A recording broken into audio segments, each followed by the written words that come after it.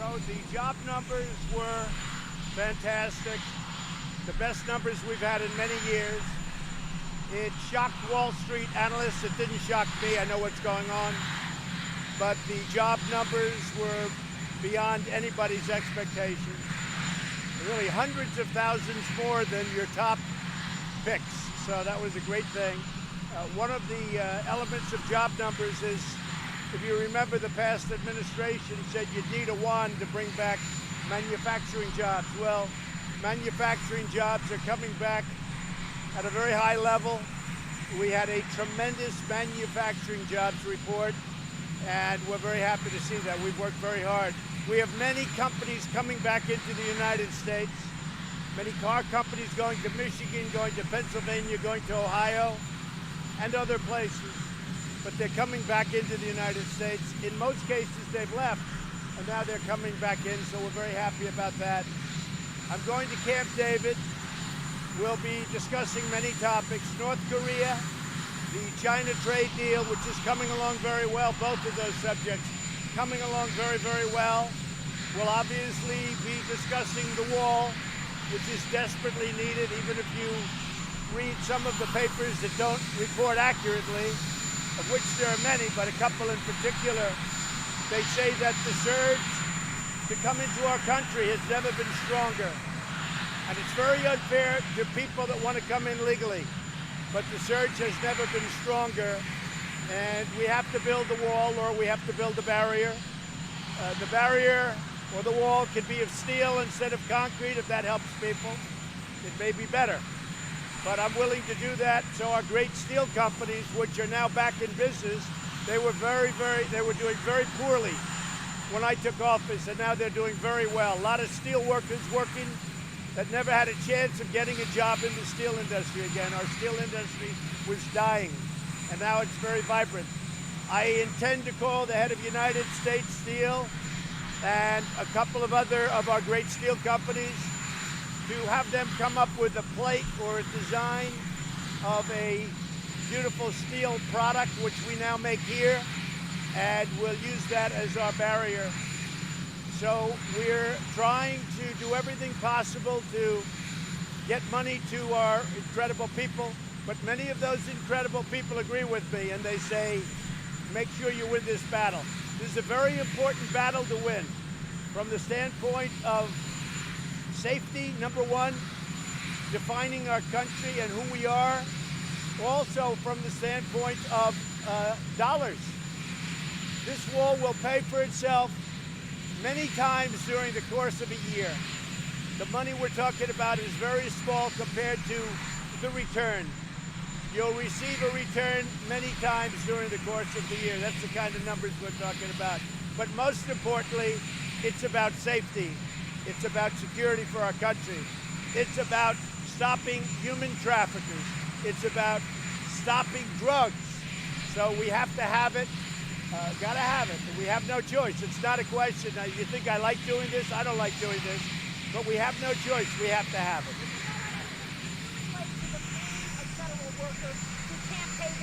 I can relate, and I'm sure that the people that are on the receiving end will make adjustment. They always do, and they'll make adjustment. People understand exactly what's going on. But many of those people that won't be receiving a paycheck, many of those people agree 100% with what I'm doing. And I will tell you, I just saw a poll, 75%, it was on Fox, but I just saw a poll, 75% that immigration is so important. And it is. It's a very big issue. A national emergency? I can't hear you. If you think you can declare a national emergency, what is the point of having a shutdown? I may declare a national emergency dependent on what's going to happen over the next few days. We have a meeting, Vice President Pence and a group will be going to a certain location that you know where that is, and they'll be having another meeting.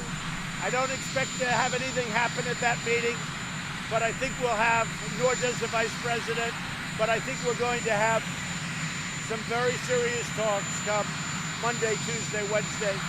We have to have border security. If we don't have border security, we're going to be crime-ridden, and it's going to get worse and worse. It was so sad watching the funeral of the slain police officer yesterday, Officer Singh. That was a very sad thing, but this is going on in many places. Over the course of, if you go back to the year 2000, we have thousands of people that have been killed by illegal immigration, by people coming into the country illegally and killing our citizens. We can't have it. We can't have it. We'll see what happens. We'll see whether or not it's settled.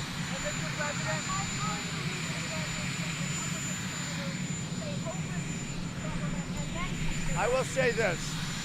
I have tremendous support within the Republican Party. If you look at Congress, you saw, with all of the numbers, you saw just a very small group of people voting, and it wasn't really against, it was a vote to open. It wasn't against, because I think everybody agrees. Frankly, the Democrats agree that you need border security. They agree that you need a barrier. I put out a quote this morning of Barack Obama. I put out a quote this morning of Hillary Clinton in 2015. That was a few years ago. Strongly saying that you need a border to keep illegals out. And that's what you have to have. But it's not just illegal. It's criminal. It's drugs. It's the new phenomena that's been age-old, been going on for thousands of years, but it's never been worse than now because of the internet.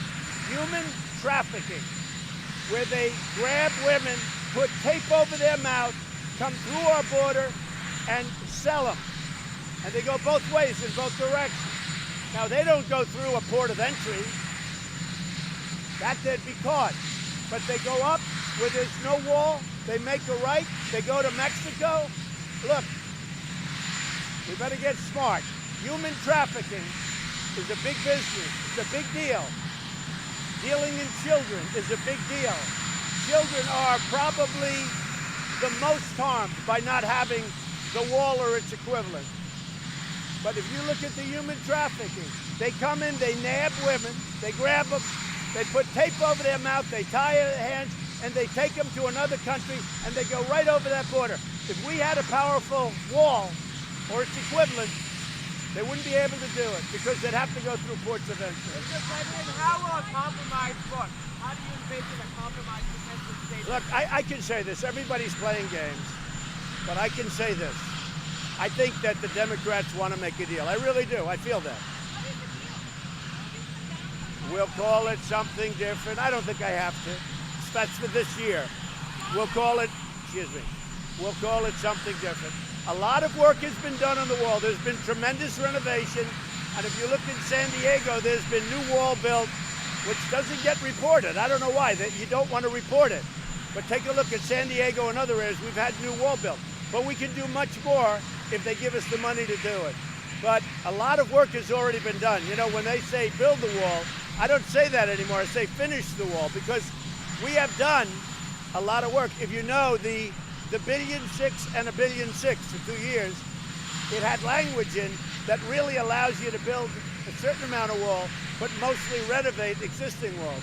We've renovated a lot of walls, and they've done a very good job. You can't imagine doing like 2.5 or some figure. So we'll see what happens with DACA. DACA's right now before the United States Supreme Court. If the court does what most great legal scholars think they'll do, they won't give President Obama or President Trump the power to do what President Obama did. And if that happens, it will be a great thing for our country. You know why? Because we'll work out a deal very fast with the Democrats on DACA. We'll work out a deal very quickly with Democrats on DACA. We're waiting for the Supreme Court decision. We'll see how long the shutdown goes on. Look, this shutdown could end tomorrow, and it could also go on for a long time. It's really dependent on the Democrats. It's really depending on the Democrats.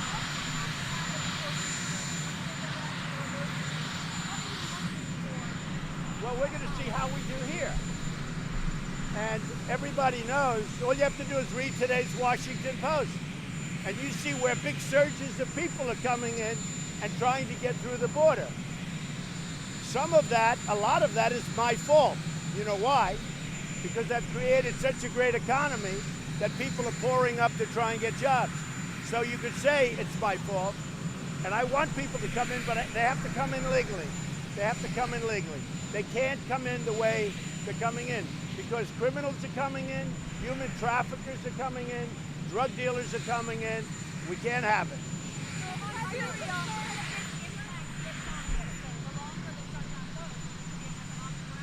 Our economy is doing so well.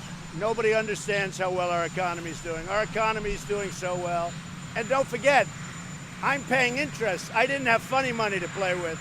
President Obama had zero interest. I have interest to pay. And now a lot of people that weren't getting interest on their money for many years, you understand, they're now actually getting interest on their money. But he was playing with funny money because there was no interest.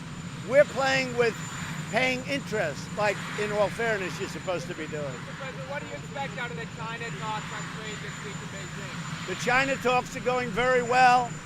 I spoke to President Xi recently. I really believe they want to make a deal. The tariffs have absolutely hurt China very badly, but our country is taking in a lot of money through tariffs, a lot of money, a lot of tariffs, steel dumping tariffs and others. But I think China wants to get it resolved.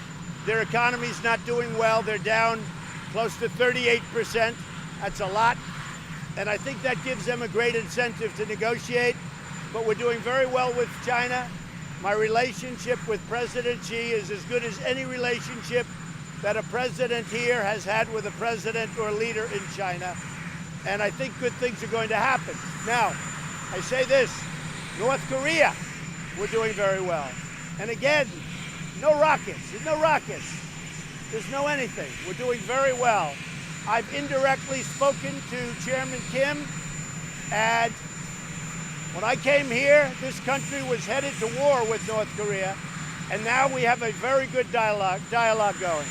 Very good. We have, with North Korea, we have a very good dialogue. I'm going to not go any further than that. I'm just going to say it's very special. And anybody else but me, you'd be in war right now. And I can tell you, the previous administration would have been in war right now if that was extended. You would right now be in a nice, big, fat war in Asia with North Korea if I wasn't elected president.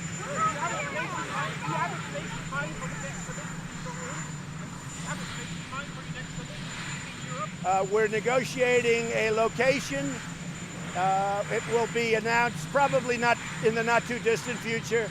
They have made it very clear. In fact, they've actually said to the media that they would like to meet.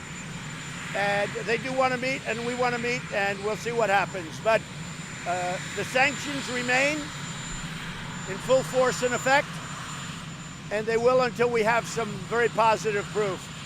But I will tell you, we are doing very well with North Korea, and we're also doing very well with China on trade. The other one is Iran. Iran is doing very poorly. Once I took the horrible Iran nuclear deal off, it's had a massive effect in Iran. They're pulling back troops all over the place. They're not doing well. They want to talk.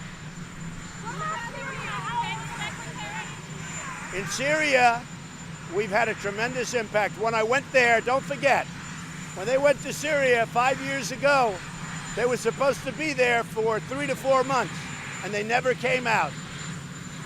We are pulling back in Syria. We're going to be removing our troops. I never said we're doing it that quickly, but we're decimating ISIS. When I was elected president 2 years ago, ISIS was all over Syria and all over Iraq. We've wiped out ISIS in Iraq. We've wiped out ISIS, and we're doing it for two reasons. We're really doing it because we don't want them coming here, just so we understand. But we're doing it for a number of reasons. Now, we're helping other countries when we do that too. You have to remember, Iran hates ISIS more than we do, if that's possible. Russia hates ISIS more than we do. Turkey hates ISIS, maybe not as much as we do. But these are countries that hate ISIS. And they can do a little of the fighting in their neighborhood also, because we're fighting them in their neighborhood. But with that being said, we're pulling out of Syria but we're doing it, and we won't be finally pulled out until ISIS is gone. It's going quickly.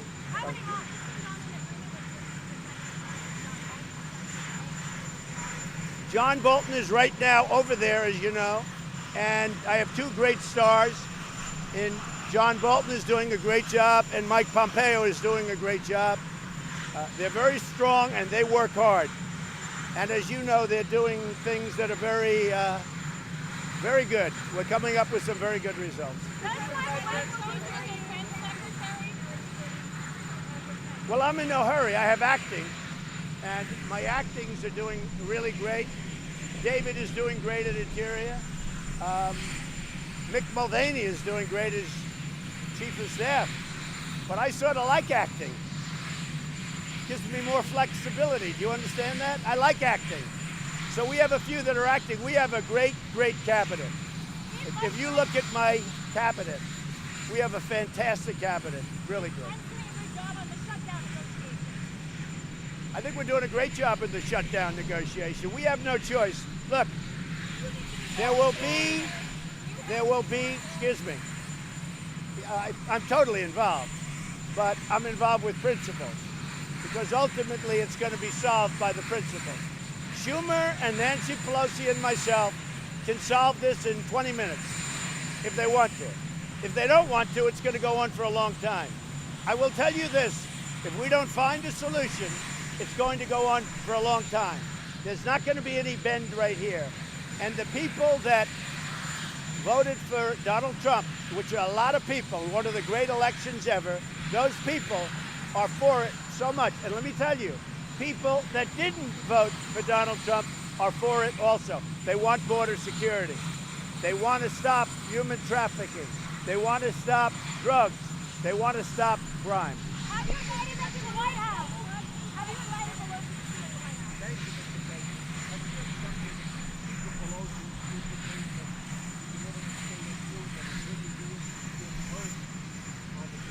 I will be making the State of the Union on January 29th, and I look forward to it. I look forward to it. And I look forward to speaking really before the world. We have a lot of great things to say. Our country is doing better than any country in the world right now. Our military is almost completely rebuilt. When I took it over, it was a mess. It was depleted. Our trade deals are going great. We have a deal with Mexico, with Canada, with South Korea. We're negotiating with Europe, the European Union. We're negotiating with China, which is by far the biggest of them all. We're doing very, very well. Very, very well. Yeah, we're looking into that. We're looking into that, yeah. Look, they have to do what they have to do, but many of those workers agree with me. And I think, frankly, there's been very little of that so far, as you know, very, very little. Mr. President, are you okay anymore? Thank you, everybody. Mr. President, are you concerned politically? I don't like doing this. I have no fun doing this. I was elected to protect our country. That's what I'm doing. And presidents before me have all voted for this, or many of them, and many of the senators that I'm negotiating with right now have voted for this. But let me tell you something. They didn't have the guts to do it. Just like they didn't have the guts to move the embassy to Jerusalem in Israel. They didn't have the guts to do things that they should have done. Just like they didn't take out ISIS. Just like so many other things. I was voted 306 to 223 or something like that by a lot. I was voted to be your president partially because of security. It's a big part of what I talked about. Not only the wall, the military and lots of other things. I think I've done a great job. I think I've done a great job. I'm getting credit from the real news for doing a great job. But border security is a big part of that. We also have to stop drugs. Listen, we also have to stop drugs.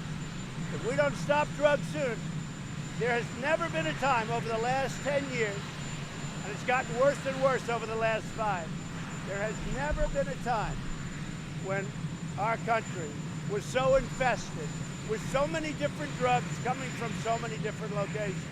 And I believe that President Xi in China, when he made the pledge to me to criminalize fentanyl, I believe that's going to go a long way to helping us. Going to Camp David.